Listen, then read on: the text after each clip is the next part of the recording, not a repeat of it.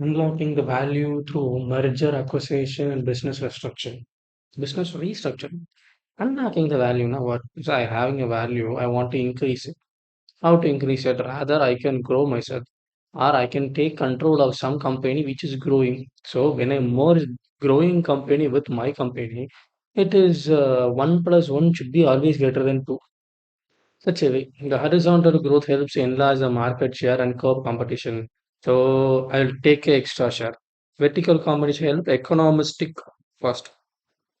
So I can reduce my cost, increase my quality. Diversification of business will always help to see new kind of customers. Business restructuring helps in positioning company to be more competitive into entirely new direction.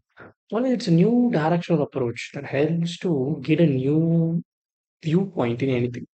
A surviving company may advise adverse economic climate.